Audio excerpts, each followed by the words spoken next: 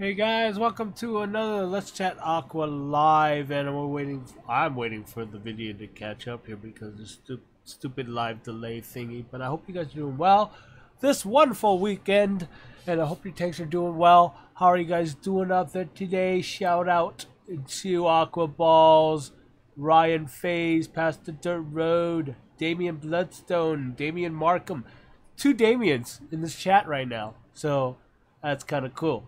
Gotta start doing Damien B and Damien M, I think, more people that come in here that have same names, we're gonna have to start doing the whole initials of the last name. I don't know what's gonna happen when they both have the same first name and the same last name first initials. Then, yeah, we're gonna have to figure something else out. But anyways, guys, welcome to the live chat. If you got any questions or anything, just go ahead and post them down below. And again, like lately on my live streams, I don't really have much prepared now. The reason why I named this live stream, I'm not saying it's you, because I was watching, what was that show on Discovery or whatever, called Aliens or whatever, and it was just on the background. I was typing up and setting up the live chat, and every time I see that stupid meme of him, holding out his hand saying I'm not saying it's aliens, but it's aliens, I just decided to just title this chat that.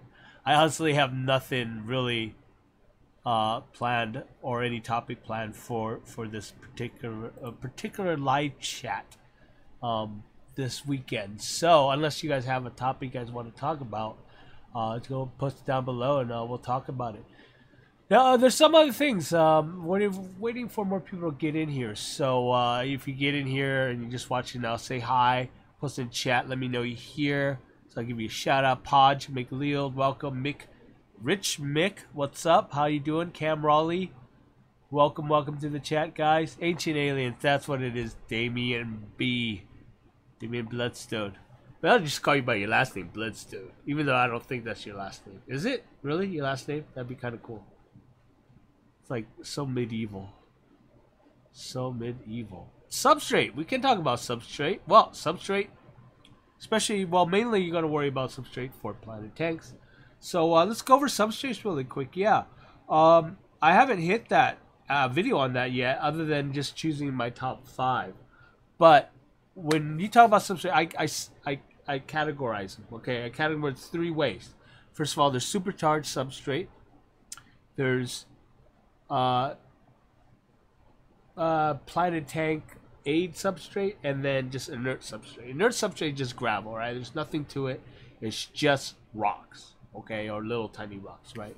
Then we have the, I guess, planet tank aid substrate, something like Aquacomplete, fluvial stratum, sea chem fluorite. Now those are aids because what it does is it has some kind of minerals to it to help your plants grow, but it also has the ability to store nutrients in those substrates from you dosing your water column. Okay, so it stores the nutrients in it. It holds, it's called CEC value, and it slowly releases all the nutrients for your roots for your plants. Okay, and then we have the supercharged substrate, which I know so far, okay, and I heard there might be other substrate out there that has this, is ADA and just typical soil. This is supercharged, meaning that it's charged with nutrients. It'll leach nutrients into your aquarium, into your water. Now, the problem with that is it does most likely will leach ammonia, because that's just part of the process of creating this type of substrate. And of course, it's prevalent in soil itself.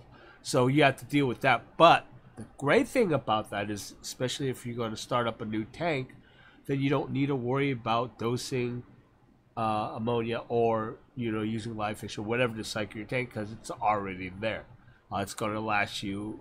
When I do a tank, when I set up a substrate tank, I don't actually do anything to cycle it other than just set it up, because there's more than enough ammonia in there to last through the whole full cycle. So for at least that's what I find for me, and I've done 4 or 5 tanks like that, and I never had a problem or worry about having to seed the tank with ammonia to create the beneficial bacteria. Now, it all depends on which one works best. Is really up to you. It's really preference. My preference mainly is soil or ADA because it's already charged with nutrients. You don't have to deal with dosing your tank in the first few months if you didn't want to. Um, but again, depends how much you plant and stuff like that. So everything in this whole aquarium hobby is about how much you do, how much, you know what I'm saying? The more you plant, the more it's going to use up nutrients, the more your nutrients going to get depleted from your substrate.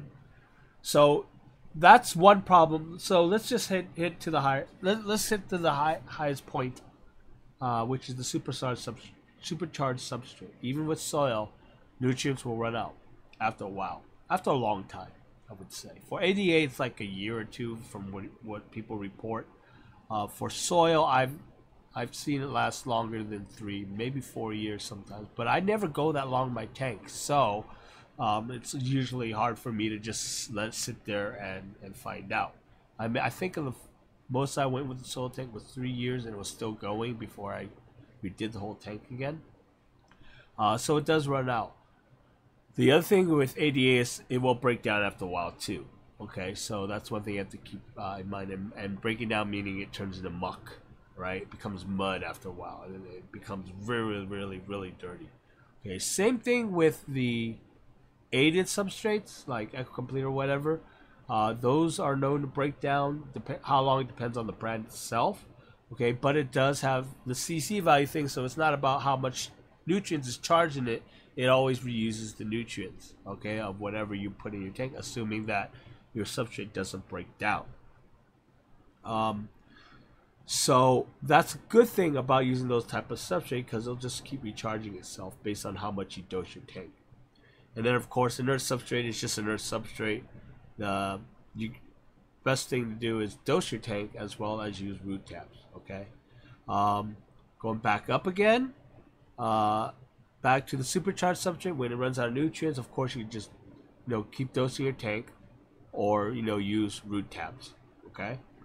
And I think the aided substrate sometimes might be your best bet because if it lasts on like say secam fluoride, supposedly that lasts for a while, like way longer than the other. Supposedly that's what the marketing material says. Again, I don't have tanks long enough set up that long to test it myself, and it takes years to test it.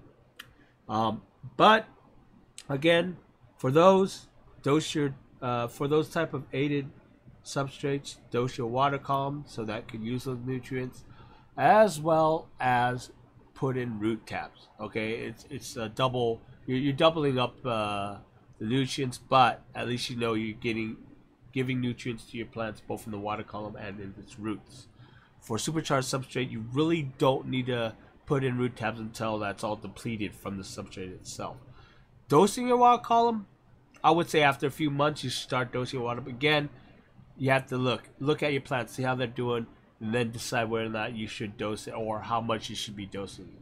Okay, so that's important. That is your substrate topic for today. Any questions coming from what I just talked about, post them down below, and I'll answer. And we'll go over and talk to somebody. We'll talk to you about it. Bleh, can't talk today.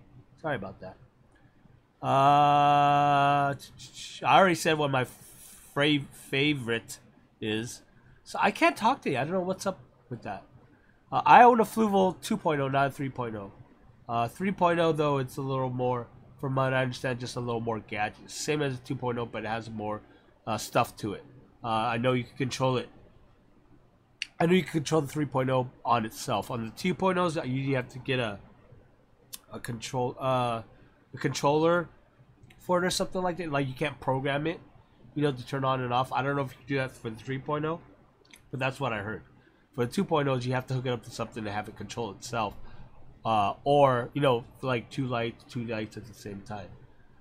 But otherwise, you just control it with the timer. Podge, what's my favorite? Well, you can look at my video on my top 5 favorites, but my super favorite is always soil. It's cheap, right? And it's supercharged with nutrients for the first few years. It'll last you a long time.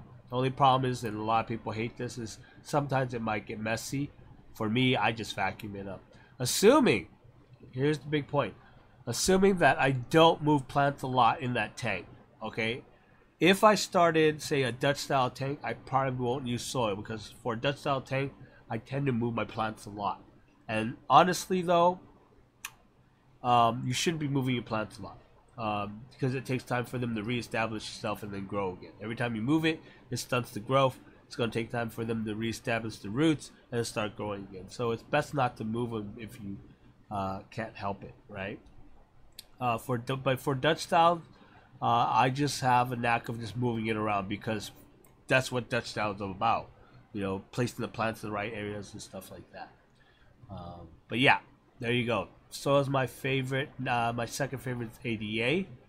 My third favorite would be yeah, those two, right? And then for soil, I would cap it with either sand, or AQUA or stratum, or Secam fluoride.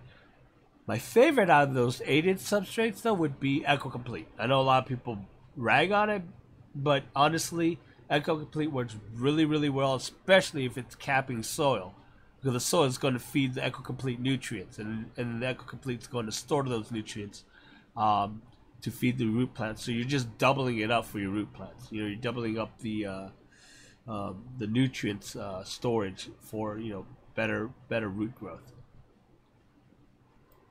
Hey, I thought I was really late. Nope, selected pets. You just got here, and we just started, actually. Damien Bloodstone, gaming name. Oh, that's your gaming name. Alright, right on. Great big rocks as substrates? Yeah, you could if you want, I guess. Hi, Jason Holmes. Welcome to the chat. Martin K, hello. Good to see you guys here. Seen the video of Corey at LFS somewhere. The guy was using upside down plastic bottles to fill them with CO2 gas in planting tanks. How good does this work? Okay, what he's doing there, and I don't know if this person's in the chat itself, and I'm about to do a AQUA video about it. And she was asking me about CO2 bells. Okay, CO2 bells are basically, take a bottle like you saw, turn it upside down, cut it in half and turn it upside down and fill it with CO2. That's a CO2 bell, okay? If you watch my video on the Fluval 20G CO2 system, that is a CO2 bell. Basically, all it does, I wonder if I have a cup here. All right, no water here. So all it does is you have a cup, something like that, or a bell or whatever. And what you do is just pump CO2 slowly into it and just have it fill up. And what it does is passively diffuse in your tank. Okay, this area here, if you're using this cup here, this area here is the surface area of the interaction between the CO2 and the water in your tank. The problem with this is it works okay. If you watch my, again, the Fluval 20G video, it talks about that CO2 contraction, the compartment.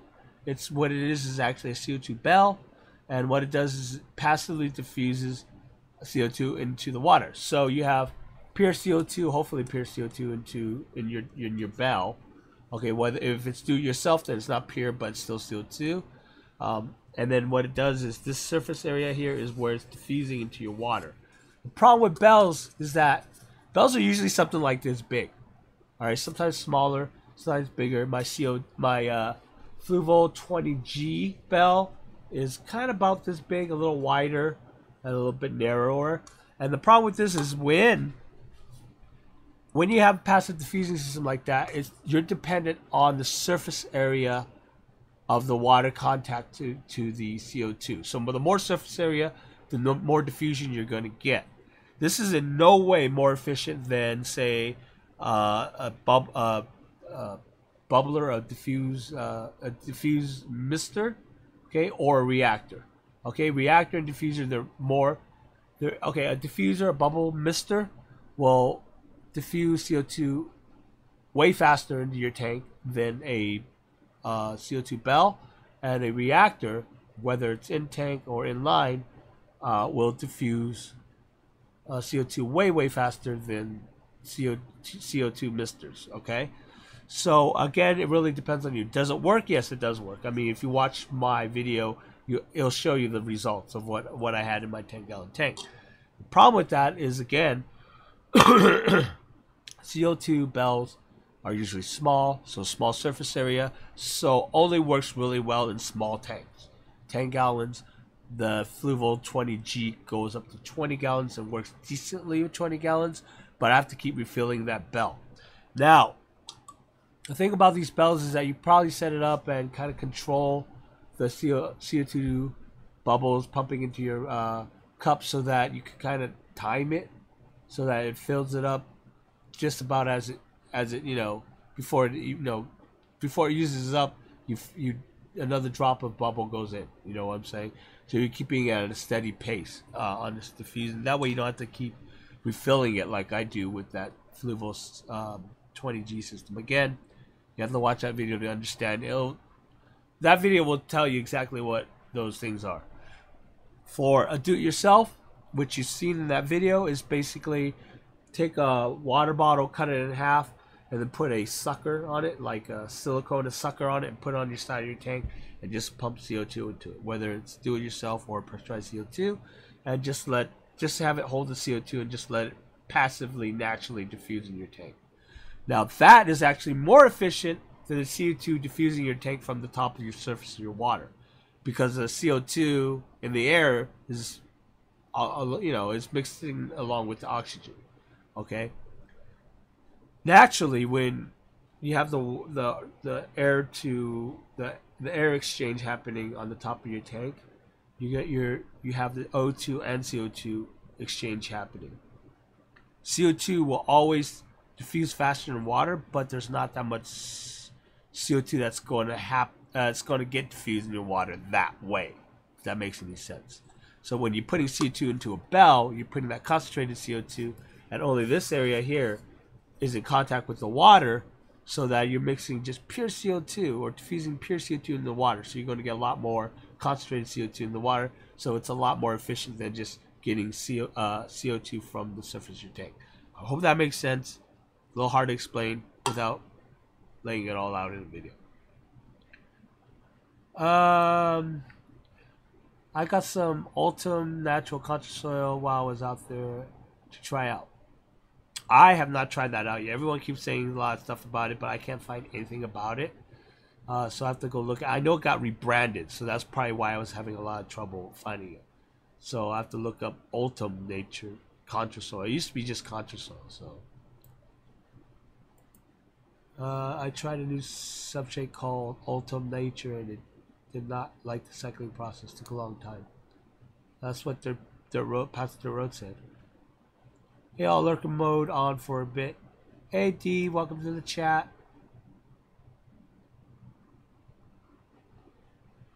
Yeah, that sounds like Contra Soil. At least that's what everyone explains it. Describes it to me that way. Got it at the Long Beach Aquarium store. Oh, that's way down there. Liberty Bell Cichlids, welcome to the chat.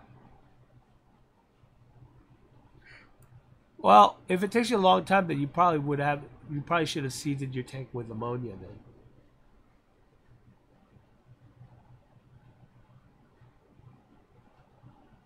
Oh yeah, that's right. CK Fish World's tomorrow, guys. Their meet. I will be there. Hopefully. Yeah, I will be there. Knowing me, sometimes I get lazy. I'm like, I don't want to go. But I think I'm going to go because there's some people that said they're going to go.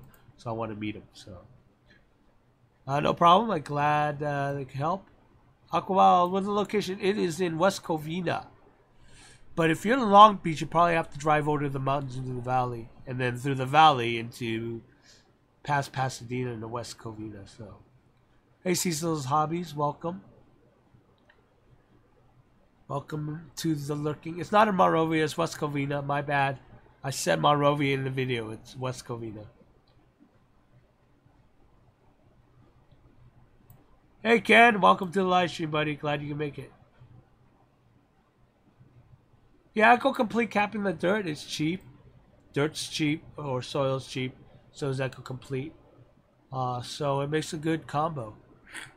You know, Echo Complete gets a lot of hate, but I can never get it out of people like, why do you hate it? and they're just repeating the same stuff everyone repeats. So I'm like, you don't hate it, you're just saying what everyone else is saying. Is it Azusa? Is it Azusa Boulevard? I don't remember. Yeah, CK Fish World's in West Covina, not Monrovia. I said Monrovia in my video because I get those two cities mixed up. I don't know why I do. Any particular soil you'd recommend for dirt tank or just standard natural? You could get standard natural soil. I always go with organic because I know they're not going to put crap in it. So that's why I always suggest organic, but it's a little more, right? So if you just look at the label, just make sure they don't put any weird stuff in it. But any natural soil should work. Don't use topsoil. Use potting mix is probably your better bet. Topsoil, though, I find doesn't have all the nutrients in it. It's just topsoil, right? So it's probably not full of nutrients that plants need to grow.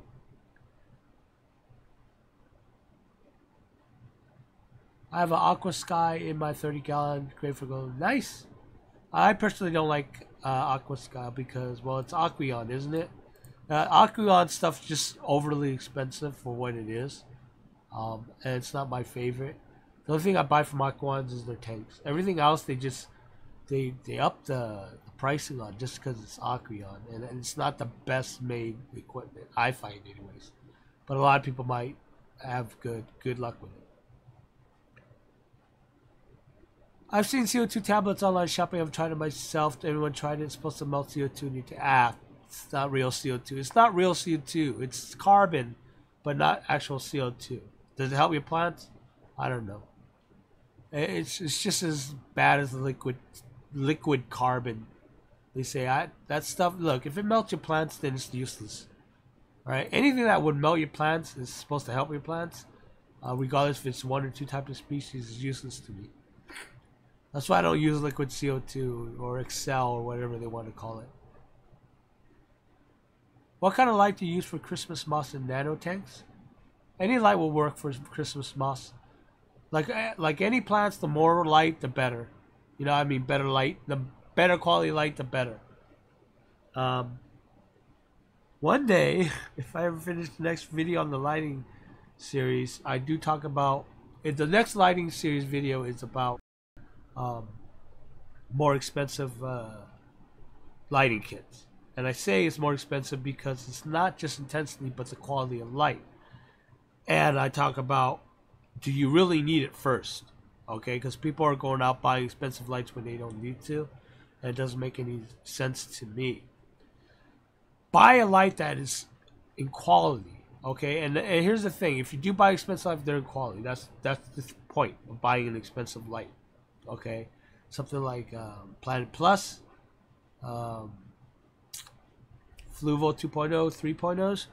They're really good because it's not just the intensity of the light, but the spectrum and the type of spectrum it's giving out to its plants. So it's very important. So if you can find a light that's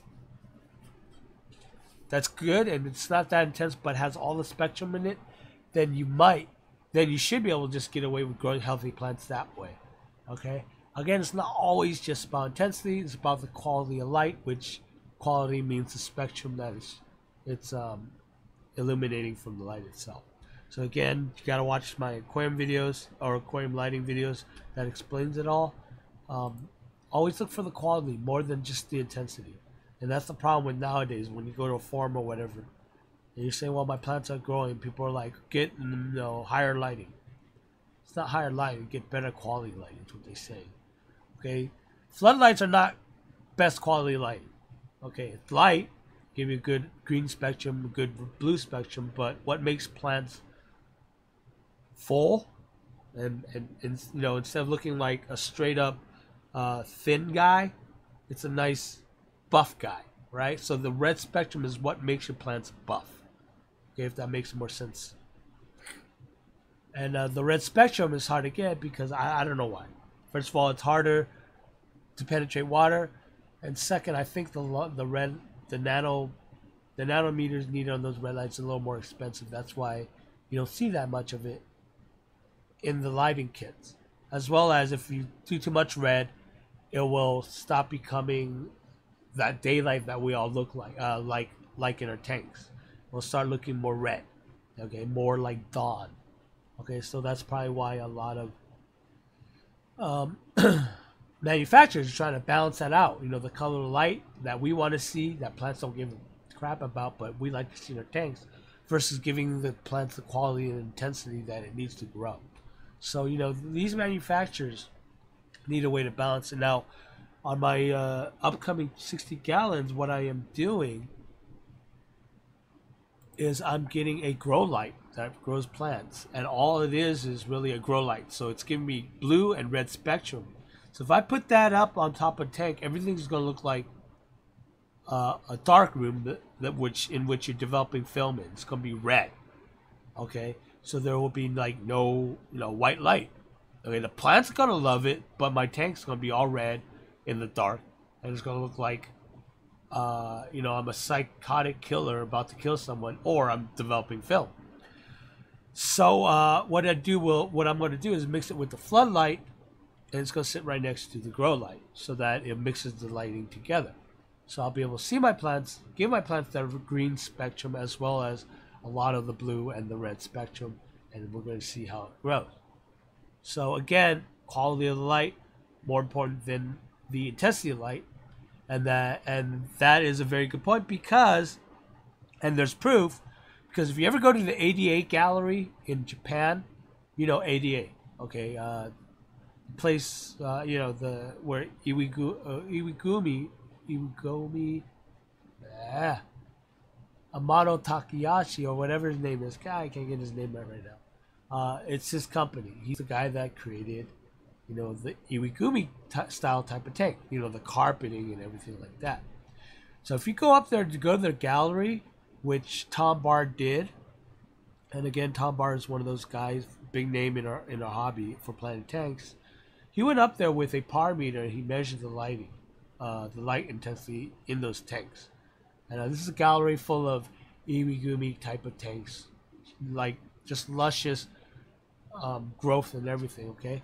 And what he measured would surprise anyone, because what it measured out to be is moderate, kind of moderate, almost the moderate low side of the lighting intensity, okay? And these are all HC, all right? These are, I can't even say the name, but these are HC carpeting grass that they use everywhere. Everyone uses for carpeting, right? Everyone who touts that HC needs like intense lighting to grow and stuff like that. Well, they must be full of it, because if you go up to the ADA gallery, they're going just fine, just as lush and everything. It's using lights, ADA lights, and they are mounted really high from the tank. Okay, and then if you measure the power rating from the carpeting, it's considered moderate lighting, right? I mean, like almost middle of the line, a little lower than the middle of the line of moderate lighting. So why are they what are they doing that's growing HC, where everyone here is saying that it needs intense lighting, to grow HC? It's both. First of all, patience, right? Lower the lighting, it's going to take longer for any plants to grow. Okay, so what would you do? Well, let's dry start the tank. Once it's dry started and you flood it, then raise the lighting up and then keep it at moderate, so that the carpet will grow at moderate pace, slow pace maybe, and you won't have to keep trimming it every single week. But not only that, this is ADA. They know how to balance their tank. They know the proper lighting. They know the CO2 that they leave in the tanks, and they know the FERT dosing. Okay, the nutrient dosing they're giving to the tank. So they're balancing it all out with all three factors that I always talk about. Okay, again, it's not about intense lighting. Anyone who always says that, I'm gonna slap in the face. When someone asks for simple advice like, how can I make my plants aren't growing, what am I doing wrong? And their first answer is always, you need more lighting. You need more intense lighting. Your lighting won't work. It's bullshit. Okay, learn to balance your tank. Learn how it all works, and then you'll learn how to grow a really nice, healthy planted tank. What do you suggest adding to the tank as a fishless cycle? If you, I don't know what kind of substrate are you using. Again, if you're using soil or ADA, you don't have to add anything. The ammonia is already in the substrate itself. It's going to leach out into your water, so that's going to last That's going to last through your cycle. It's going to help cycle your tank. For fishless cycles, if I don't have that, then I would just put ammonia. Like nothing treated or anything, just pure ammonia that you get at your grocery store. And I would just measure that out with an online calculator. It'll tell me how much I need for how big of a tank to keep it at 5 ppms every day. Is 5 ppm? Something like that. I'll have to look it up. I'll have to do a video on that. But that's for later. What do you suggest adding today? Okay, I have that. Some bacopolis that has been melting constantly for 2 months. What do you think? I'm using sodium fluoride. Okay. What are you dosing? What are you using to dose? Because sodium fluoride isn't enough just to grow plants. All right, you need a dose with sodium fluoride. Also, are you giving it CO2? And what kind of lighting do you have in your tank? Again, all that matters. Balance it out. Hey, Nano Joe, how you doing, buddy? Kung Dao Chicken, welcome to the chat. How's it go, bro? I'm sorry to have a bad breakout of black beard algae on only my carpeting plants. Any tips on how to fight this? Have you dealt with it before? Yes, black beard algae is easy. If it's dwarf sag, we can pull the dwarf sag out and then put hydrogen peroxide in a bottle, spray bottle. Pull the dwarf sag out and spray on it. Wait like a couple minutes and put it back in your tank. If you can't just pull them out because it's a lot or whatever, then just go ahead and dunk the spray bottle in your tank and just spray it directly while the water's in your tank. Don't do too much, but spray a couple spritz on top of the blackbeard algae. Wait 5 minutes and do it on another area. Maybe an area about that big. Couple of squirts, okay? Because you don't want to overdose it. You don't want to over squirt it because it could kill stuff in your tank. Okay, but hydrogen peroxide will kill blackbeard algae really, really well. And if all else fails, you can always black out your tank, which I don't suggest unless you know what you're doing, or number 2 is the last resort. Hi, Keith Broadley. Welcome to the chat. Safe driving on your way to your LFS. Can you have too much water flow in the tank? Yeah, sure. You got way too much water flow. That wouldn't be good for your plants or your livestock.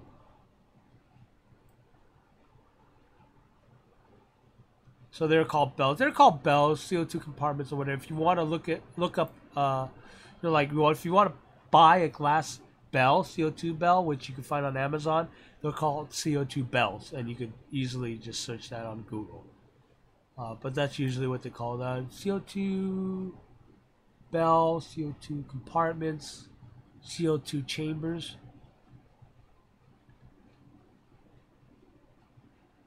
The what soil question for me comes down to cost. I'm broke, so safe to sow red clay, black diamond sand, and give it fertilizer. Just if you're broke, just get soil itself. Go to the home, like your big box store, and get a bag of soil. That's a lot of soil for like $7. And then cap it with your black diamond sand. Speaking of AQUA, it's Petco $1 a gallon sale time again. Okay, nice. For all you guys watching, Petco $1 a gallon sale. Don't buy fish there though. Aqua Sky is the fluval LOL. The new 2.0 works like the fluval plant for 3.0. Yeah, Aqua Sky. Oh, it's a fluval. Yeah, that's right. I think I did a video on that, didn't I? Duh. But still, I mean, if you have a choice between the Aqua Sky and the 2.0, I'd go for the 2.0 though, right? Just got a better specs to it, from what I remember anyways. Which one's the Aquarium then? There's one that's the Aquarium that's a low light thing. I hated that.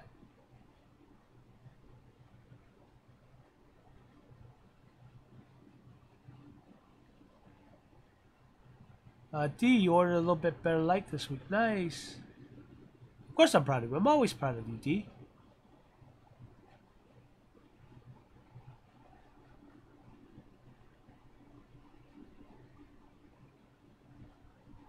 Good evening, McShaw 555.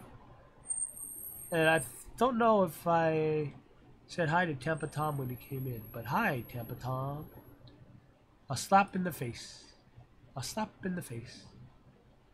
Hey, Suzy Q. Are you done watching Nick Nimmons? What's up, Redneck? Aquatics? Been a while, buddy. I haven't seen you in a while.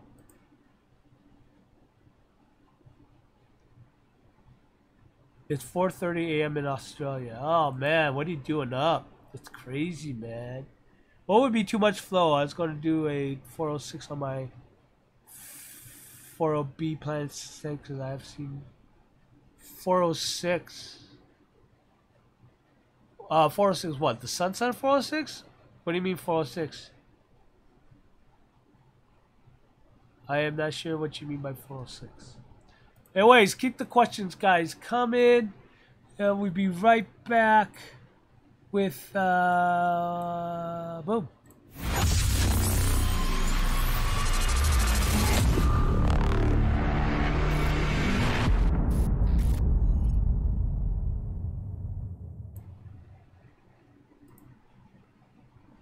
Hey guys, welcome back. I think I'm gonna do a couple of channel highlights this week. Bringing back one of the segments from my previous live show, which, you know, I should really get back to, you know, doing a proper live show soon. But we'll talk about it in a bit. First one, let's do a comment bomb, right? For HALFMOON Aquatics. I don't know if you guys watch her. She's really cool. Love watching her channel. She does she does a lot of I think she does mostly beta, but she did a how to care for Corydalis catfishes, and you know me, I'm a Cory guy, love my Corydalises, so you gotta give her a shout out here. Go to this video here and just post waterbox or hi from the water or whatever, you know, whatever, just say hi and just comment bomb her, say hello, do whatever, and give her a hi hello. Alpha 406 rated for that might be a little high. You might want to go one level down on that filter there, Mr. Two Life. Yeah.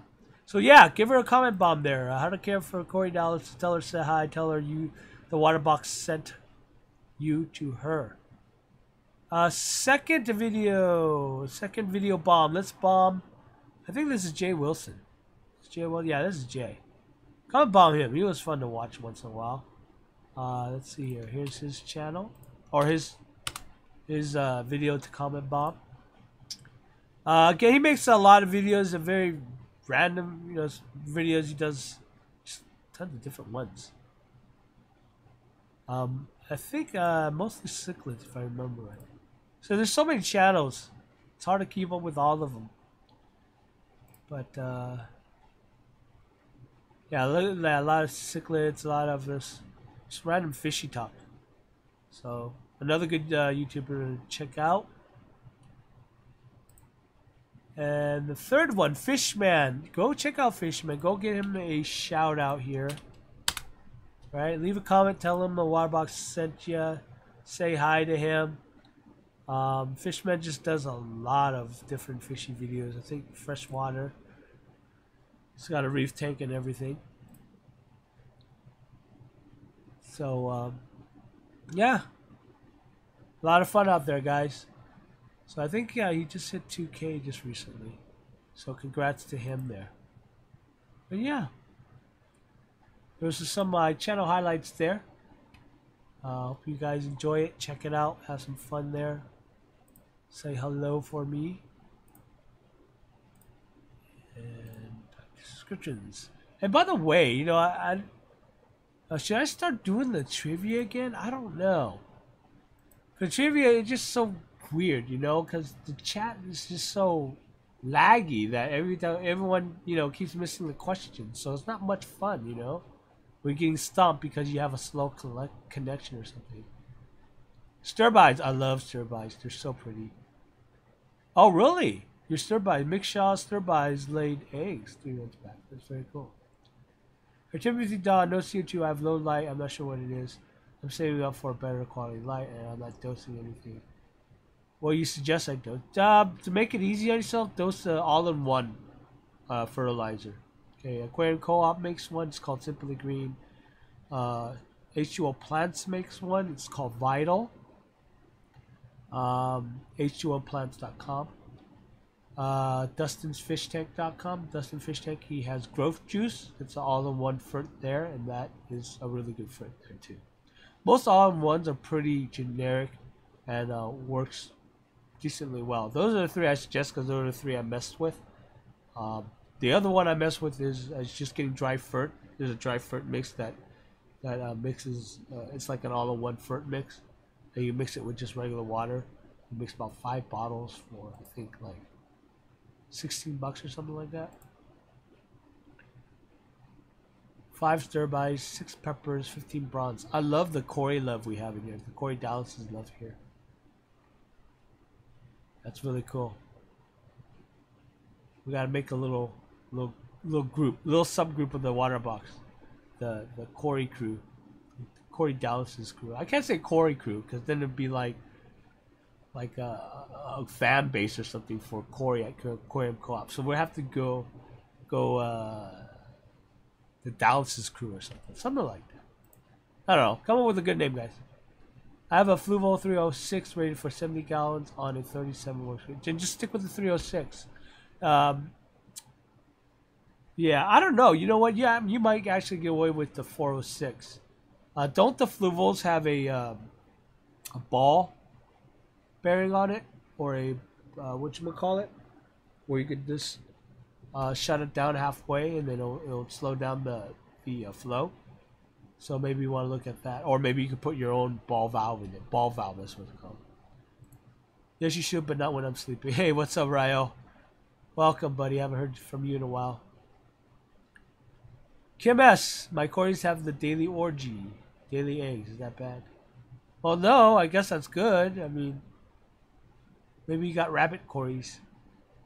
Hey, Heather. Welcome to the chat.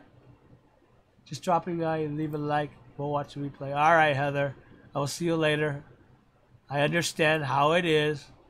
Hey, Fishman. How you doing, buddy? We just did a comment bomb in one of your videos there, buddy. Freshwater Fish Freak. How you doing? Welcome to the chat.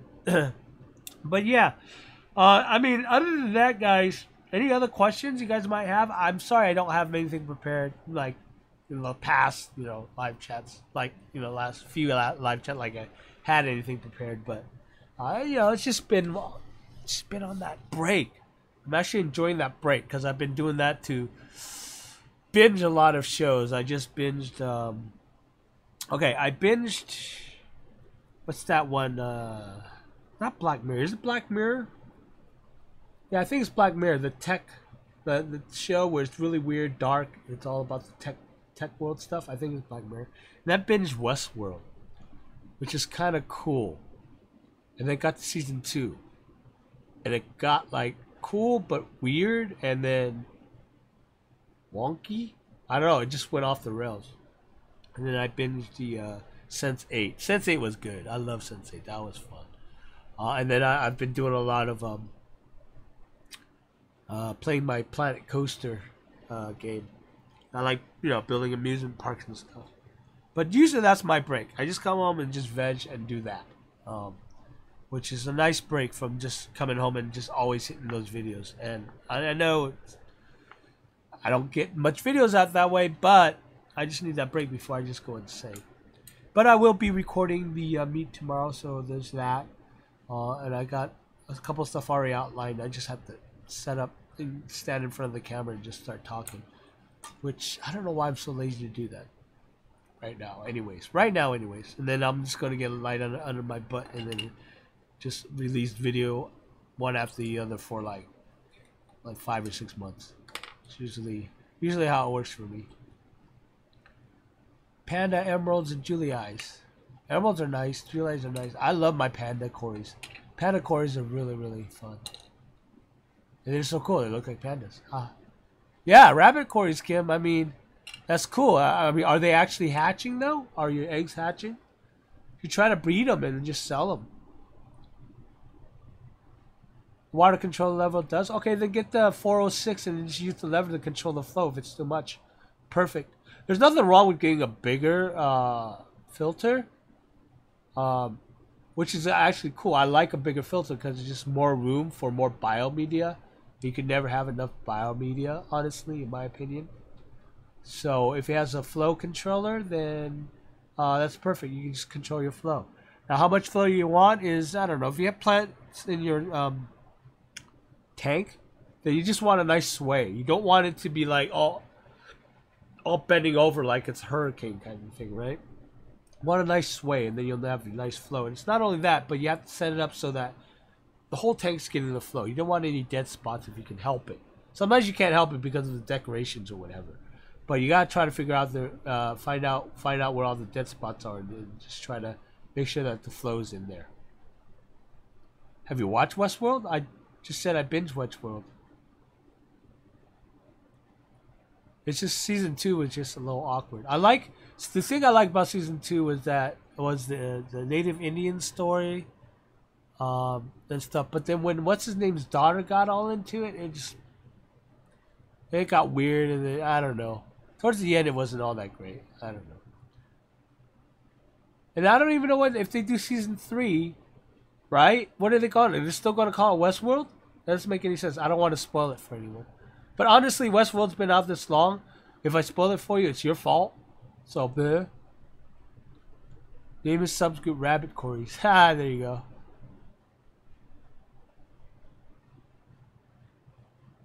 You built a cheapo reactor for your saltwater tank. Cool. I'm assuming that's cheapo, not Cheetos. Because then you're either talking about the food snack or you're talking about our president. So I'm assuming it's cheapo. I get happy when you buy guppies from a store and they're already pregnant. Barking Field. That's true, I guess.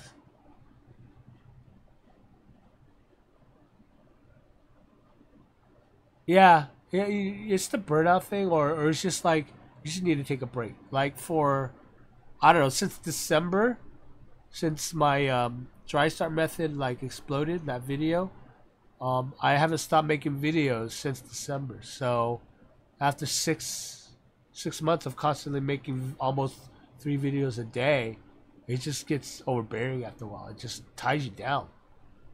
Live chat's okay because I get to talk to you guys live, and it's not much setup, you know, unless I do a full show where I have to think up all the trivia questions and the topics and stuff. But if I just sit here and answer questions, at least that's, you know, I'm talking to you guys, and then taking up any questions and answering for any questions that you guys might have. So yeah, I got Preggers, Red Wag, Platies this week. Oh, nice. Platies are fun. I don't like live beers myself because I hate them mainly for the fact that in a month your 2 platies is going to be 100, and I don't know what to do with them. You know, and sometimes the store just doesn't want to take it back. They're like, we have enough. I don't want it for free. You know.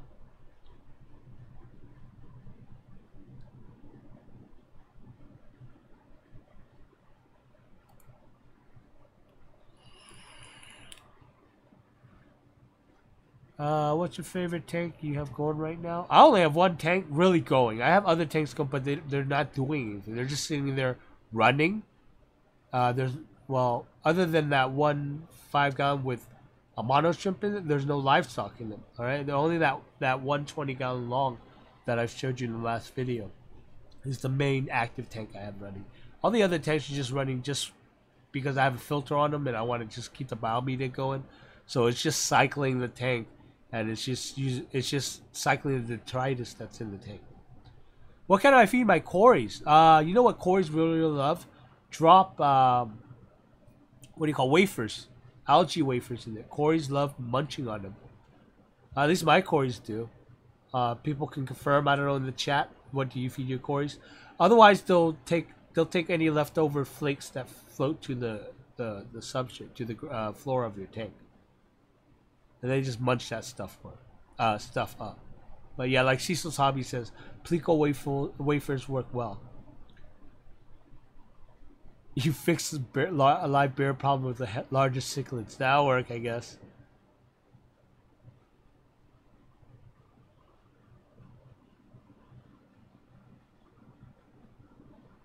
Oh, they get snacked on. Yeah, that's the problem. You always separate them if you want to breed them and then sell them. Honestly, I want to try to breed some panda cories. Because I just love panda cories, and I want a bunch of them in my 60-gallon, and then I want tons of them in my 120-gallon when I set that up. So maybe I should just start breeding them. You know, buy like six, maybe 10 of them. Set up a tank and just get them breeding. And then I could always sell them, right? Give them out for prices too, right? Everyone wants panda cories. Why wouldn't you want panda cories? What's wrong with you? Alright, Ryo, have a good night. Have sweet dreams, buddy. Make more videos. I'll talk at you later, buddy. Hey, C Aqua, how you doing, buddy? Welcome to the chat.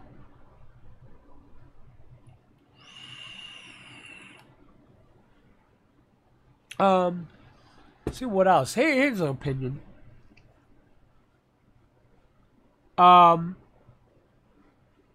Yeah, what, like, you know what, let's not start that. I don't want to start that. Yeah, I don't want to start that. I don't want to see that kind of thing. I don't think, it's not that. It's just that I'm all wondering, like, what channels you guys hate out there for a reason, or just don't like, and for whatever reason, but I don't want to start that. It's better if we talk about channels you do like, I think. But I'm just curious, like, if you guys have a channel that you liked or you began watching for a while and then you stopped watching because, you know, their environment changed, you know, like how Corey's videos, Corey and Co-ops changed for me and I stopped watching them and stuff like that. It's nothing against the guy. I like Corey, he's cool and stuff, but it's just the way he does his videos now. It's different to me, so it's not as appealing as it was when I first started watching it. And a lot of people have the same thing with Joey, same with Dustin, same thing with Jenny, and you know, Solid Gold Aquatics and stuff like that. But I'm curious, what made you stop watching the channel? So we can do this without the hate, but I'm curious. That's just a curious thing for me. A channel that you watch that you really like, it doesn't even have to be a big channel. It can be a small channel too. A channel that you started watching, you liked at first, and then you stopped watching because either they changed the way they're doing things, or what have you. What made you stop watching that channel? You don't have to name the channel name itself. Just say, you know, that I was watching this channel, but I stopped watching it because that's what I'm more interested in learning. Because I'm just curious, you know, from you guys. King Prano, hey Chung, I know every tank would be different, but how long would you say a plant tank would last before restarting? It will last as long as the substrate will last. Well, the substrate will last, honestly. I think substrate is probably the only factor that I know of that can't be replenished easily. That you would probably have to restart because the substrate ran out, which is either soil, ADA, or whatever. But even then, you could just supplement it with root tabs. So honestly, you can keep a plant tank going for as long as you can keep feeding the plants. Hope that helped. Okay, or until it gets old tank syndrome or whatever, which does happen once in a while, and then you just have no choice but to restart. But old tank syndrome always will happen because it's just the way it works. We created a fish tank out of such a small area, you know, a little biotype, such a small area that the you can only cycle so many times before it just becomes stale, right? And you get old tank syndrome, and the best way to do it is just start all over with everything. You start breeding pandas, what would you put in your tank? One plant, sensor? I think just substrate at hiding places. I don't know, Tampa. I have to look it up because again, I'm not a breeder. I never really breeded other than live bearers, but I didn't purposely breed them. They just bred, you know, because they're live bearers. But I have to figure out how to breed pandas before I know what I'm going to put in the tank. Party bear bottom, right? This is the easiest way to breed fish, keep the water clean. Bare bottom.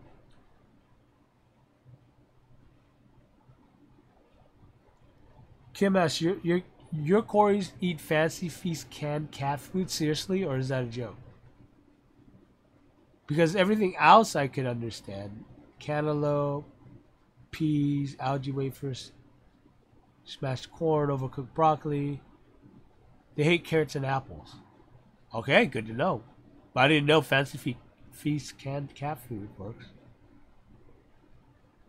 Free panda cories watching live stream. Yeah, but I had to breed a lot of cories for that to happen. Come on, panda cories. Everyone wants panda cories. Everyone's gonna keep watching, trying to win some. And I hate shipping fish. That's the only thing I would have a problem with. Y'all have to pay shipping if I give out free cories, damn it. You kill every panda cory you get. Is it just panda cories or any cories?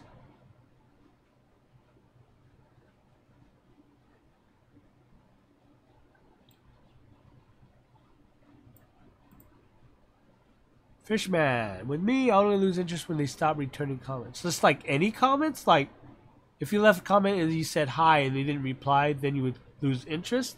Or when you're asking a legit question? Because the problem is when a channel gets really big, you're going to have to start... when your channel gets really big, you're going to have to start picking and choosing what you can reply to. Because otherwise, that's all you're going to ever do is sit there and just reply to comments. My other channel is at 24,000K, and when it was active, I got so many comments I couldn't keep up. I had to stop commenting to those that are just leaving comments like, hey, enjoyed your video, thank you, and stuff like that. But if they asked a legit, like, serious question, I would answer it. But, I would stop answering, just like casual comments. And then would just say, look, if you want to talk to me in the Facebook groups, because that's where I would discuss things, right? That's where I would talk to you, either with questions or just shoot the breeze with you, right? I would do it in a Facebook group, all right?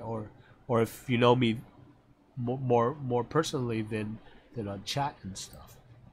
But I would not carry a casual conversation on YouTube comments. That's just asking for me to shoot myself in the head, seriously. But yeah, that's interesting. You lose interest when they stop returning comments.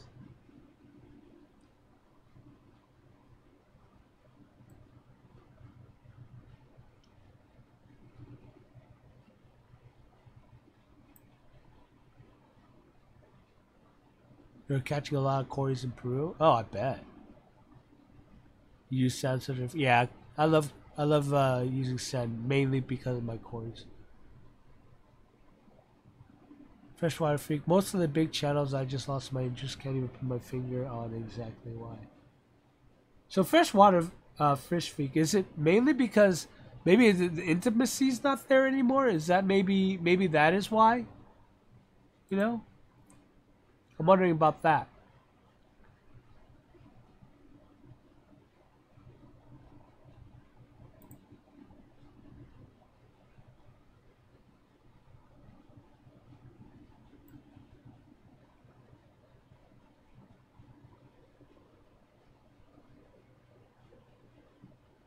Yeah, the problem with smaller channels is, I'm very selective on the smaller channels I watch. I'm subscribed to a lot of them, but to be honest, I don't watch a lot of them, mainly because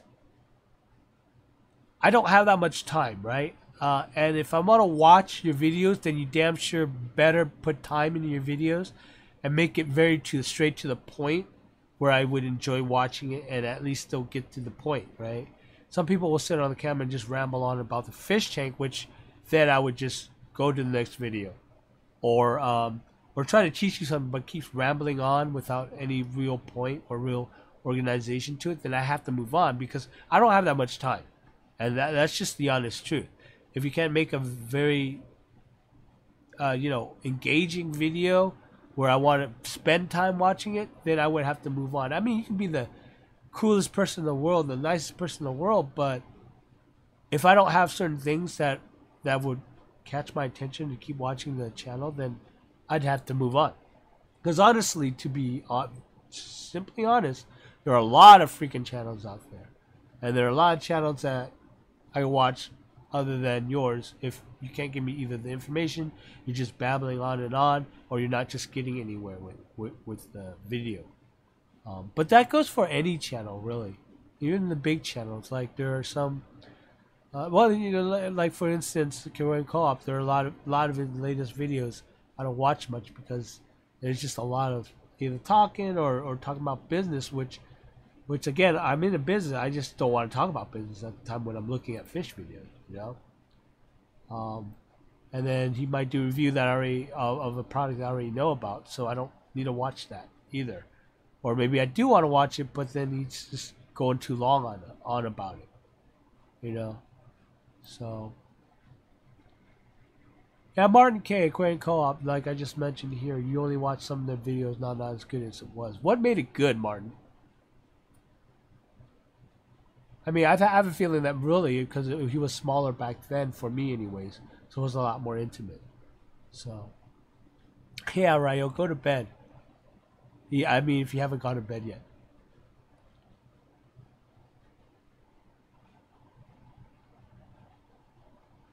Well, super chat. Well, that's the thing about super chat. When you do a super chat, I'm obligated to answer it or at least look at it, at least. I mean, right now it's easy. There's only 27 people in this chat, and not everyone's talking, right? So I'm able to slowly go through this chat and just take time and answer your questions. But I can't promise you that if I start getting a lot more viewers to the live show. 100 people, it's going to be crazy, right? 50 is going to be almost a little hard to keep up with everything. Because right now, I'm slow as it is. Because I go back, scroll back, and read everyone's comment, and then comment back if I can, or answer the question if I can. You don't like Ryo. He thinks sleep is more important than hanging out with us. I agree. Damn you, Ryo. Damn you.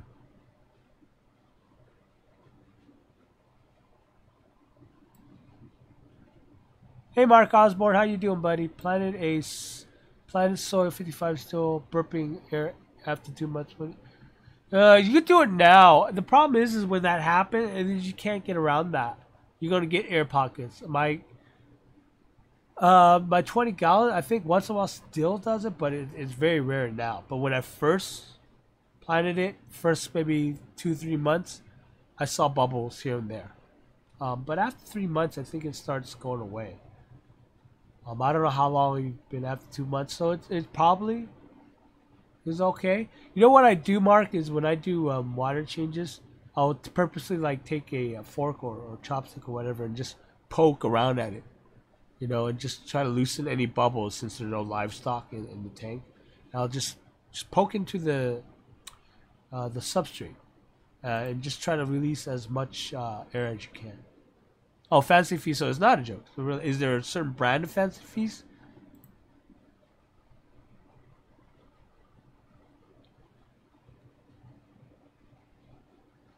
Yeah, in a way. I don't mind this being a job because then I'll be able to do a lot more videos for you guys. And that's a comment from Select Pet. Yeah. I don't mind it. It would be a nice job to have. It'd be fun. But, I have a 40-hour job and then gotta come and make videos, so it doesn't always get that fun. Fancy Feast don't dirty tank bad? It's a good question. Does it? Yeah, I'm assuming he doesn't put the whole can in there. Alright, Timothy, have a good one. I'm probably sure he already left. I still watch, I just don't bother commenting. Ah, I see.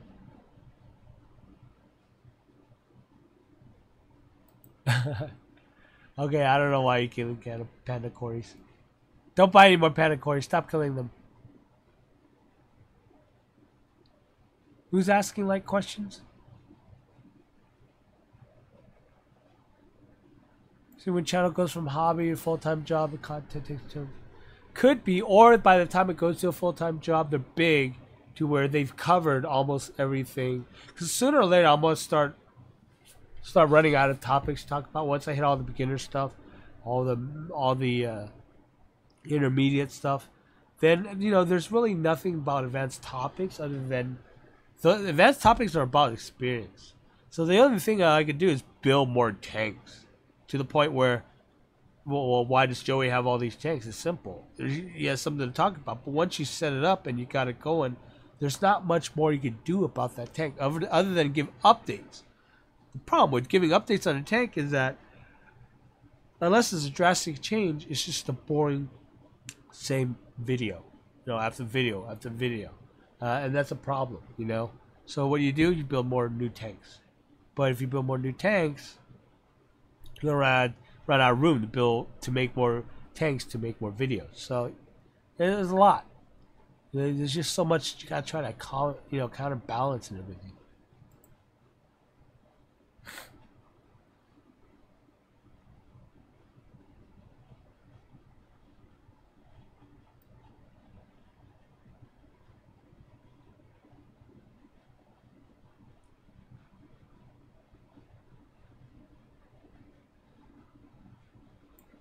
Yeah, Fisherman says it's time to watch videos is always the hardest. There's far more videos than there's time in the day. There sure is, especially on this YouTube thing.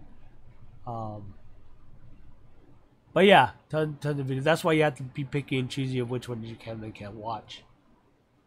And that's how you grow a channel. You gotta make content that people want to watch. You can't just be a very nice guy. There's a lot of nice guy or person.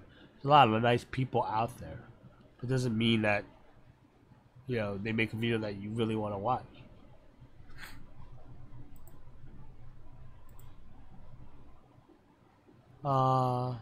Fancy Feast is not dirty. Just quarter-sized dab. Sunk to the bottom for 85 fish. Oh, 85 fish. Are you going to keep calling your Corey Dallas's orgy Corys? It's too funny. Yo, Alexander's in the house. Why are you talking about my channel, bro? I'm not talking about your channel.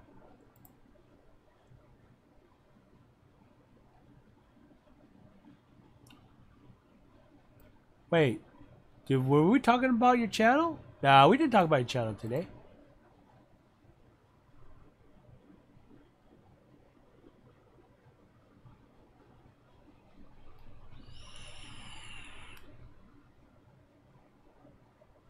Yeah. Oh, Corey's Corey. It's his job. It's his thing, It might seem like it. I don't know. I mean, he's always been a business guy. He just haven't been talking much about business. I think until he started the other channel, which he wanted to talk more about business, and I guess he was hoping more people be interested in that part. But I don't think it worked out, maybe? I don't know.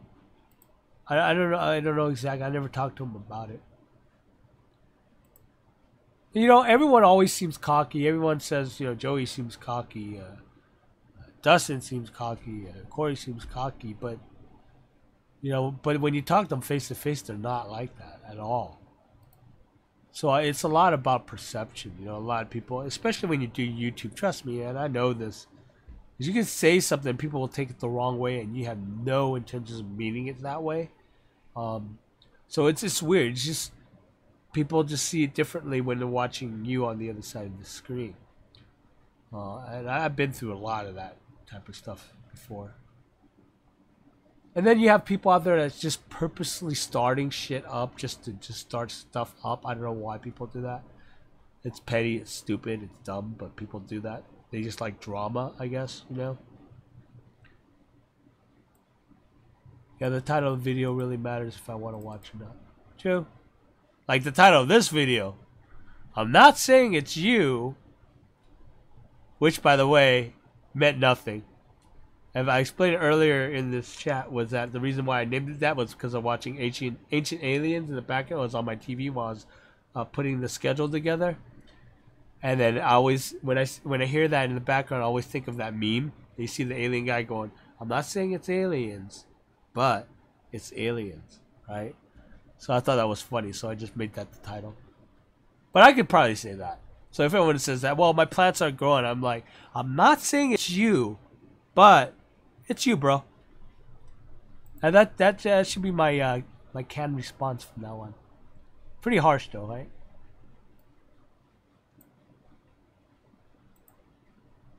And you said just smaller than, more about fish and plants. Now it's not. Yeah.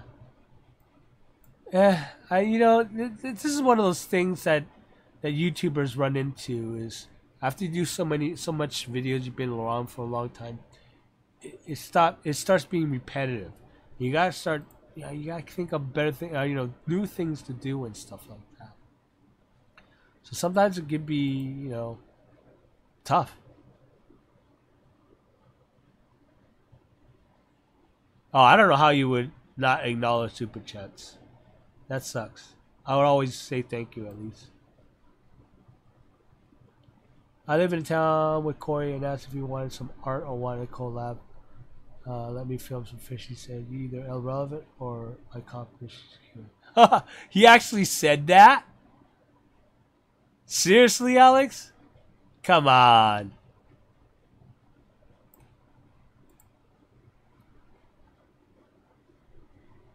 My actual dislike those on vape channels where they say everything that comes out is the best thing ever and will only apply if you pay them. Dude, this is the best thing ever. I'm telling you. You could suck on it and it gives you these things called vapors. You can blow it out. It gives you a lot of clouds and it's awesome. And it's... Oh, I can't do it. I can't do it like they do. Like this, make huge clouds, blow it in the camera like it's so awesome. Every video just does that. I don't know what's up with vape channels. I stopped watching vape channels because, well, I got what I need. I don't really need you to review it. You know, if, you know, I already figured out that if this vape juice tastes like shit, it's probably going to be shit. I mean, seriously, I mean, just go out and you got to taste it yourself. It's so weird. I don't understand how you review vape juice.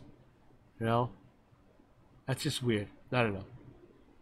Yeah, but I know what you mean about the vape channels. I used to watch them when I first got into vaping. I was all into it and stuff, and then I just stopped watching it.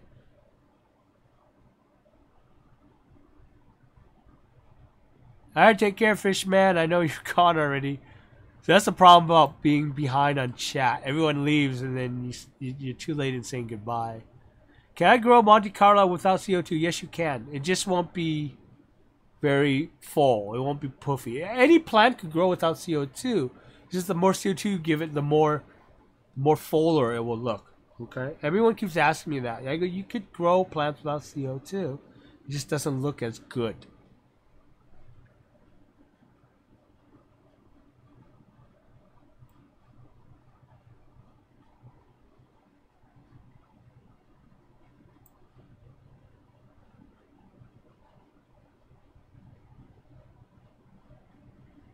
Yeah, at least it could be that you're irrelevant, I guess. I don't know what exactly that means.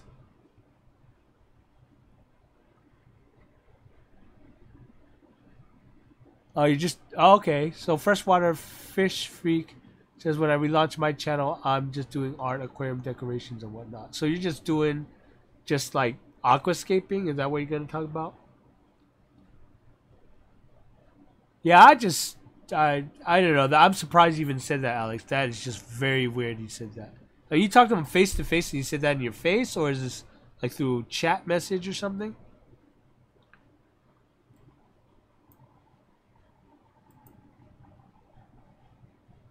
See, Cecil's hobby. This is the problem with aquarium hobby. She's saying if you're out of topics, then talk about new stuff coming out and answer questions. Answer questions easy. That's what I'm doing now, right? But talk about new stuff coming out. Is it me or is our hobby new stuff coming out is not very regular? It's not like a video game, you know, community where there's always new games coming out. Stuff like that. It seems slow. Every time there's new things coming out, it comes out really slowly. I just don't think there's much companies or enough competition out there for it to move fast enough to keep making videos about it. I know most channels don't make videos on how to treat disease on fish. That I just never find them. You know, they don't. Here's the reason why I don't, because I don't know enough about it, because I don't really have problems with fish disease. I never had. I don't know why. Maybe I'm just very lucky. But I never had problems with fish disease. The only time my fish dies is if they jump out of the tank, or is because I'm just not taking good care of it.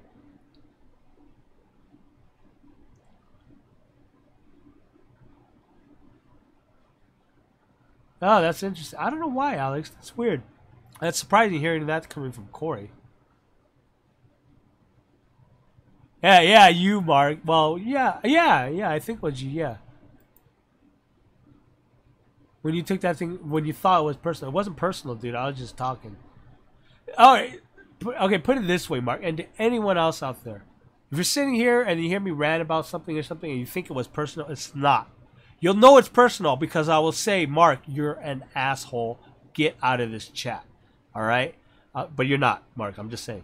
Because I'm not the kind of guy that will be subtle about things. I'll tell it to your face.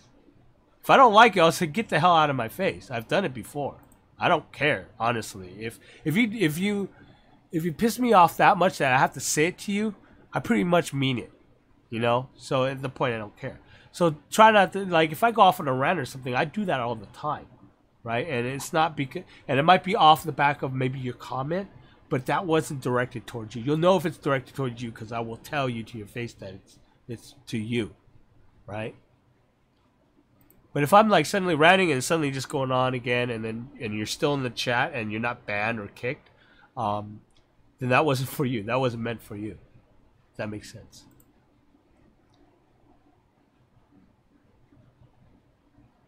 Same high school at the same time, or he went first?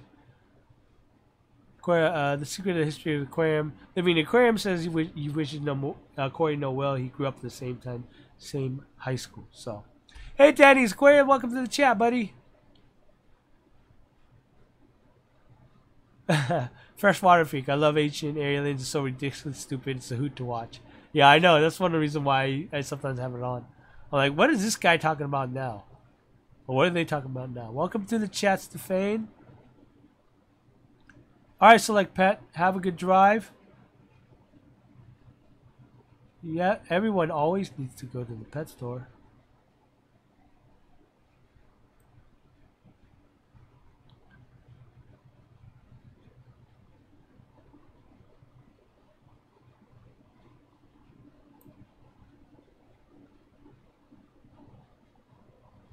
No, that thing, the Corey. Okay. So the secret of the history of living in aquarium says Corey was cocking to you. I don't know why he would be cocking to you. That sucks. And I don't know what is maybe I don't know why. That's really surprising.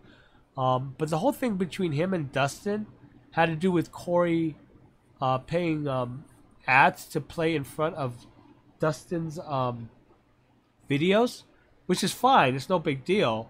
Because you could do that. That's just part of YouTube. But I think what Dustin had a problem with, and mostly, I don't even think it was Dustin.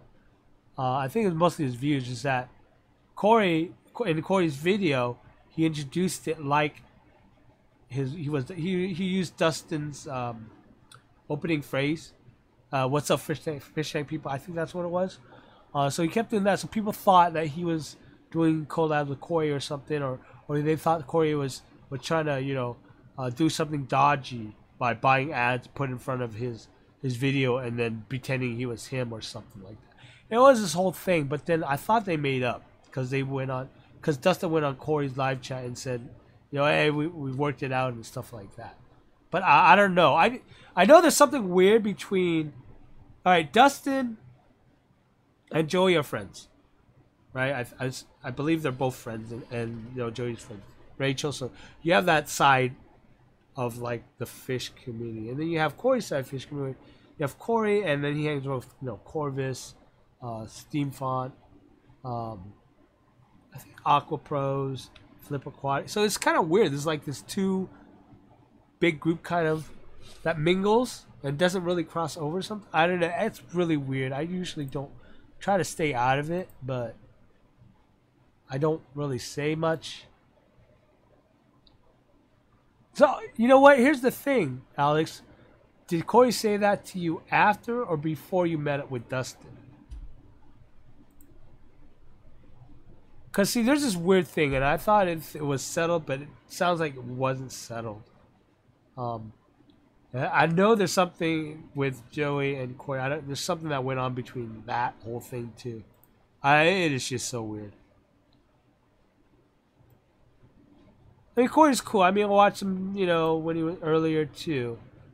But to be honest, on that side, Flip or Rob from Flip Aquatics and Mike from Aqua Pros are the main channel I really watch on that side. You know, that side of the group that are totally just like can't miss a video from.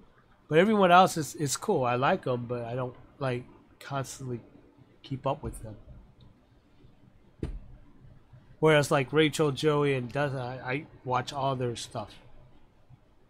And I don't even know if I could lump them into the group. It's just so weird. You know, okay. So the thing is back when I did all the wargaming stuff, I was one of the first YouTube channels to really go big in that hobby, that community. So I got a lot of, you know, attention from a lot of people, from a lot of companies, from, you know, people from the industry and stuff. And then when the years went on, everyone started, you know, doing wargaming channel, tabletop gaming and stuff. So it got big. Of course, it got big. Then people started factioning off, and there was group this and that, and it was such a huge mess. But everyone's doing the same thing, you know. Of course, there's companies, but you know, companies either work with each other or they think the competition can go off on their own and they don't survive. Okay, because sometimes in a niche market, to survive, you sometimes have to be cooperative with other competitions in a way that, you know, you're not being addicted to one another. Because here's the thing, in a small niche, word travels really, really fast. Okay, and trust me, I know, because it's easy to like control that kind of traffic in such a small niche, especially when you're big and you're overseeing a lot of things and you're seeing what's going on. So you know, as a viewer, you don't see all that. When you're doing YouTube and you know, like a lot of channels and you know the bigger channels and stuff, there's a lot of weird drama that does happen. A lot of I don't like you, you don't like me, you do your thing, I do my thing kind of thing. It is very weird. As a viewer, you guys probably won't see it. You know. And you don't want it. And honestly, we don't want you to see it, because that's not what you're here for when you watch one of our channels. So. I know, I cussed. But I think I'm at that point where I don't care if I cuss right now. Let's see. Man, people who watch back on this probably gets lost because I'm so backed up with the chat. Okay, man, so on a positive note, I thought your aquascaping video, the rule of the 1618 was the best. The golden ratio was the best video out there on the subject. Clever editing too. Thanks, man. I'm glad at least someone says they understood that. But I'm glad that helped. Because sometimes it's important and then not important. Because you'll naturally do it. And people who understand, you know, or actually somewhat artistic will understand that you're going to hit those rules without even thinking about it. So, hey, Clara, Life with Fish is on. How you doing? Haven't talked to you in a long time. Hope things are going good over in Ireland. Don't ask why I'm talking like this. 3D background mostly. Very cool. Can't wait to watch your 3D background videos. That'll be cool. Alright, take care, Mark Osborne. Talk to you later.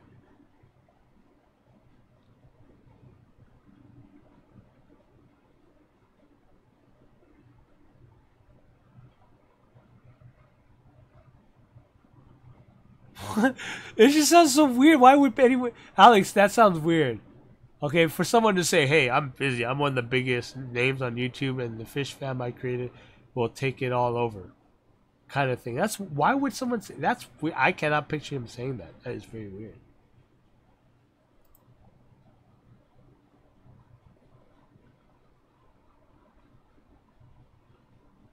So I don't have time to make... time for people who aren't going to make me money. Wow.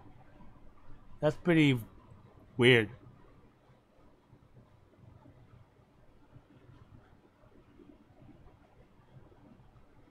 I don't know if did he create the fish fam? I thought the fans created the fish fam.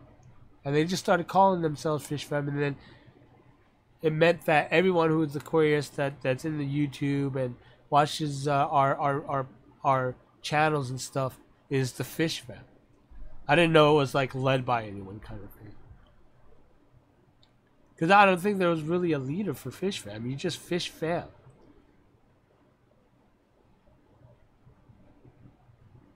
I mean, that's the whole reason why I even tag Fish Fam. Because it's more of a concept rather than an organization, if that makes any sense.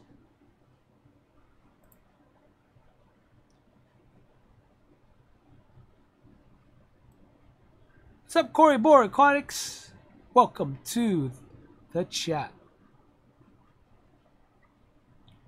Yeah, see, so yeah, there's not much aquarium stuff that comes out on a weekly basis to talk about. So that makes it very hard, you know?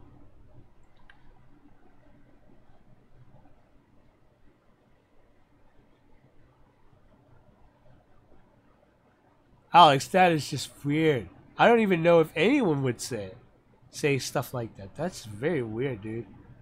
Be interesting if you ever got a recording of that. But he meant to get together at Aquatic Experience. Yeah, now I'm confused. I don't know. Anyways, stop shit talking about him then. It's alright. We'll figure it out.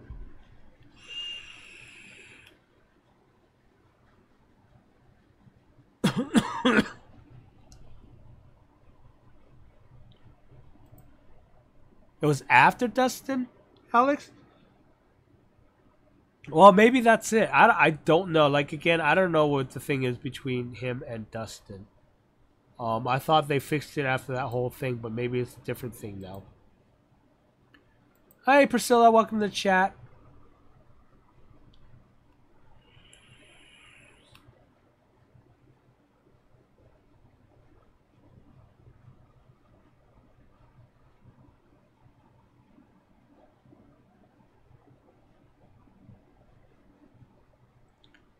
Freshwater Freak. I sent in my application plus $60 application fee. When will I find if I've been accepted to the fish family? I think it's more like a Dawn thing, you know?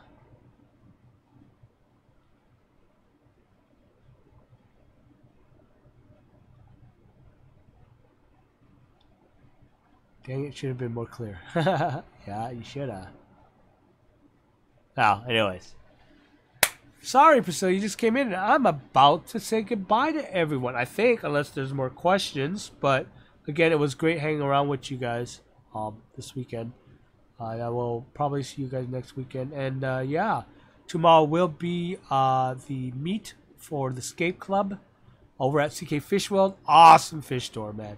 If you ever want to go to an awesome fish store somewhere in Southern California, CK Fish World is one of those. So if you do go, make sure to look out for me. I'll be the guy with the camera. Probably might be other people there with the camera, but I'll be one with their camera too. And I look like this, just in case you didn't know. I know you guys watched my videos before, but I don't know. Maybe you guys didn't remember. But anyway, yeah. Tell me more details about it later, Alex. Rather talk about it in private rather than in public, anyways.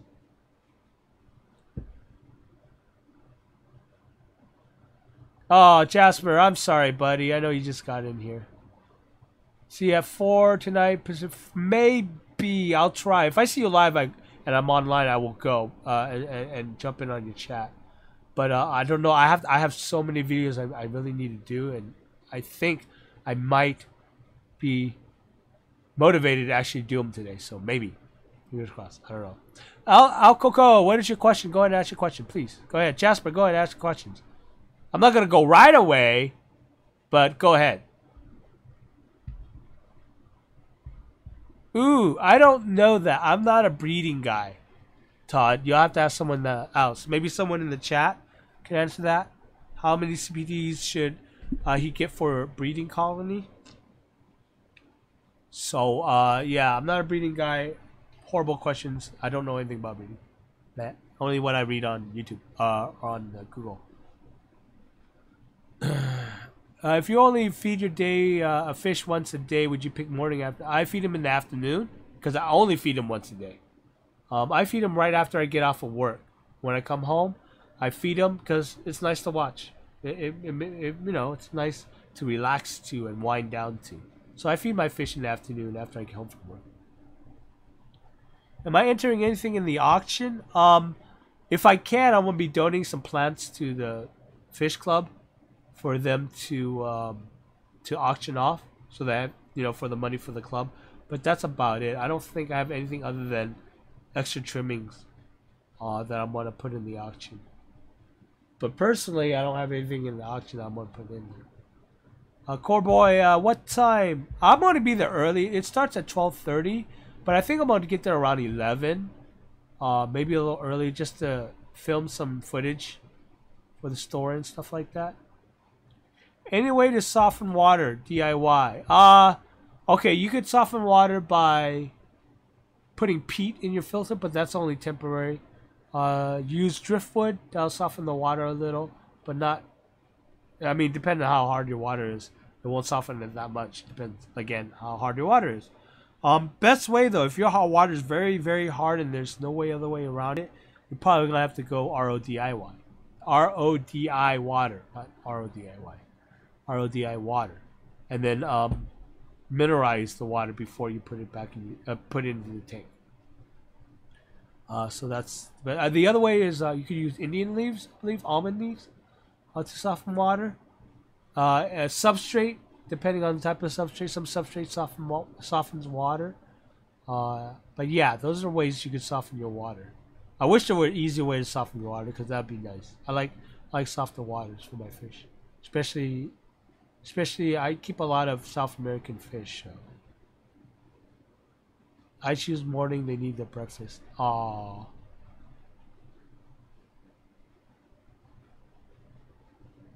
Al Coco, should I add another 48-inch feed rate to my 79-gallon tank to grow bear carpet, dwarf baby tear Monty? Okay. Alright. Feed gray. Alright, not stingray, feed gray. Alright, your feed rate should grow the Monte Carlo, okay. Because here's the thing. With a 75-gallon tank, it's pretty high. You're going to lose a lot of intensity by the time it gets to the substrate. If you can and afford it, yeah, add another one. Go for it.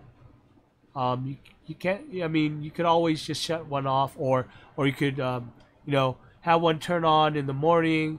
In the afternoon, they both turn on, and then when it starts going sundown, one turns off again. Does that make sense? So you're alternating, simulating like sun up and sundown kind of thing. But in the most intense middle of the daytime, having 2 feed rates on the 75-gallon will definitely help dwarf baby tears, and 2 would be good. 1, I don't think you're gonna be able to do 1 for dwarf baby tears. For more Monte Carlo, yes, you should be able to do it with 1 feed grade for Monte Carlo. Okay. Again, if you're only going with 1, then stick with Monte Carlo. Don't go for dwarf baby tears.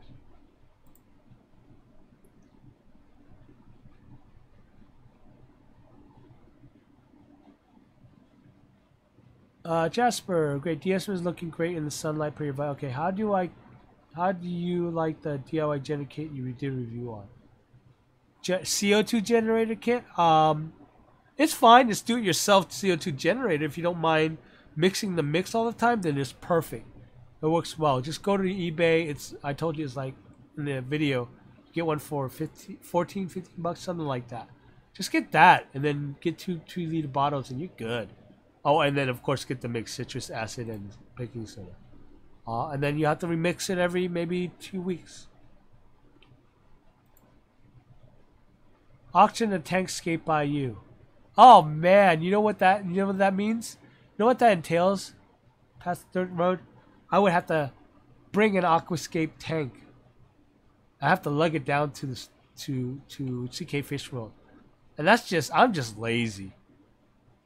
And who the hell would want to auction a rescape tank by me? Oh, you mean actually go and rescape their tank for them? I don't know. That'd be interesting.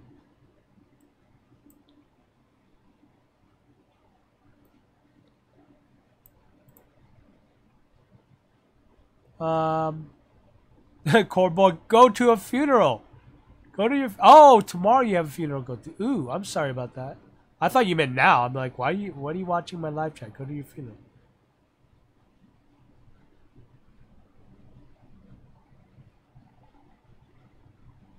Do you recommend a different light fixture than I can use in conjunction? Alco.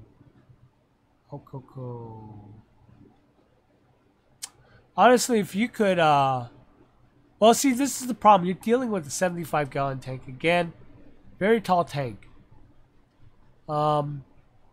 You need that intensity to hit a carpet.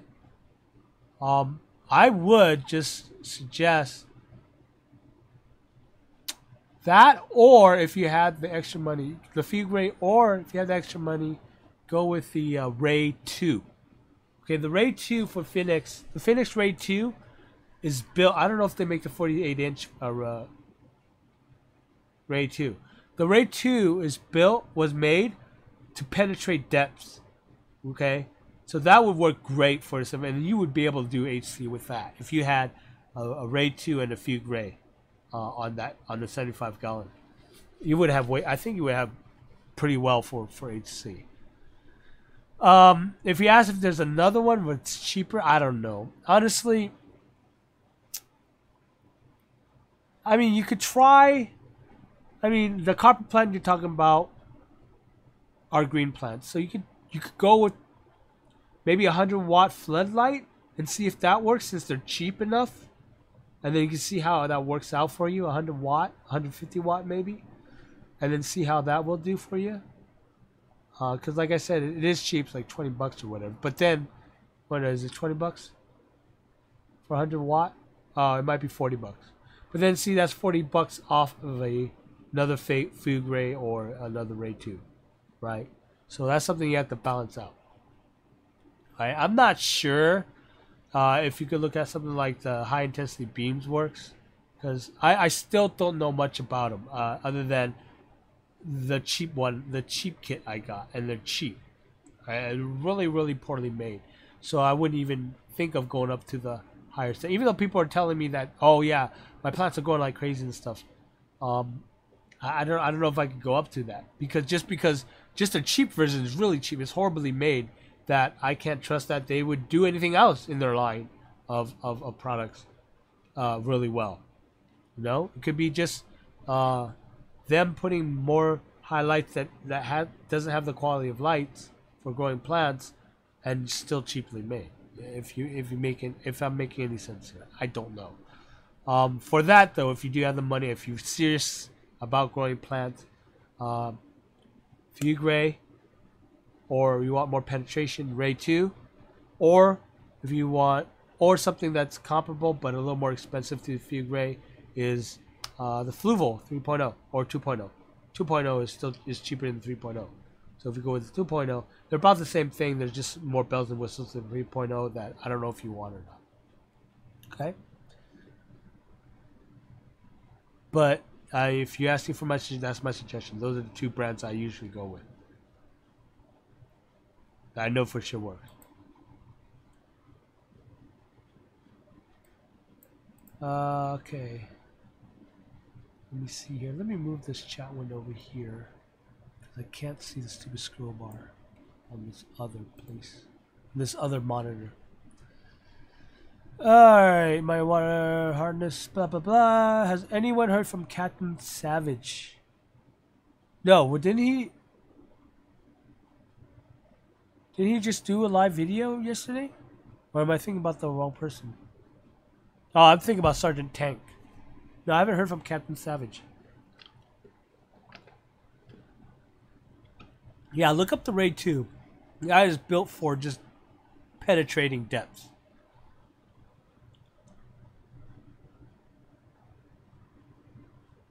AQUA.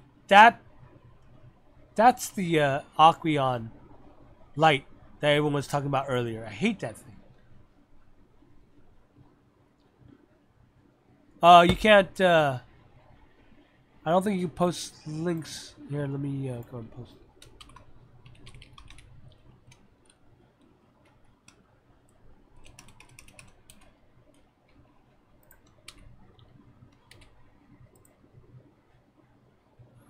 Here we go. Alright, this is the link to the Escape Club, and you can find the link on the website there to the meet tomorrow. So go!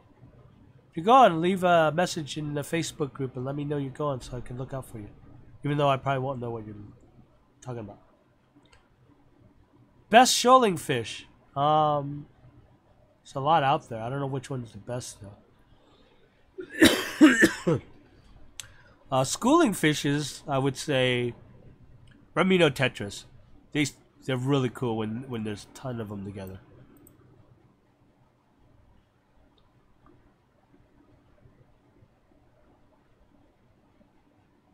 Friend has two A8 Kessels on 20-gallon sand root tabs.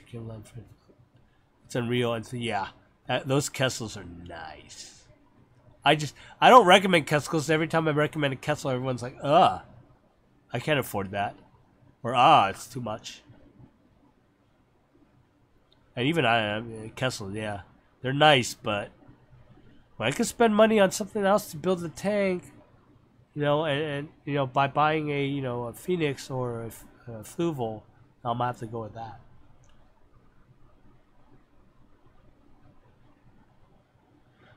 You could put a plastic barrier, but I don't think that they'll just grow over it or under that barrier.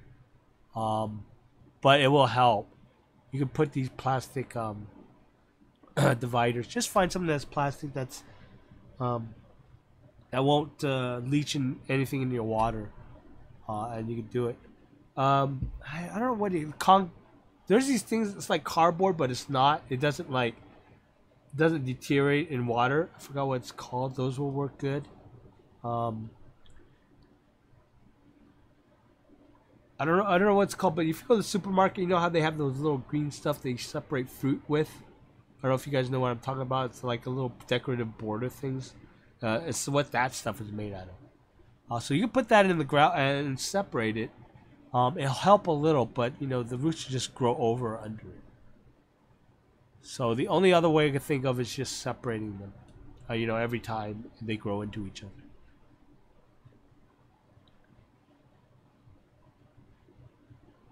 No problem, AQUA.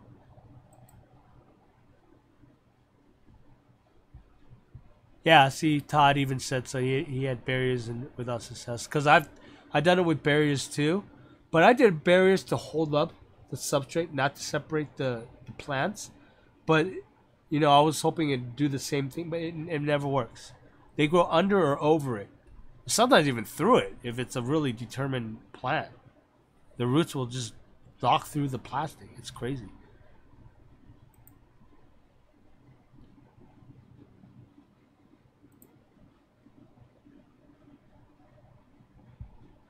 Yeah, tetras are always my favorite school. They're just tetras. So many types of tetras. Pond full lemons. From 5 to 500 in 1 month. Wow. That's nice, Todd. Nice.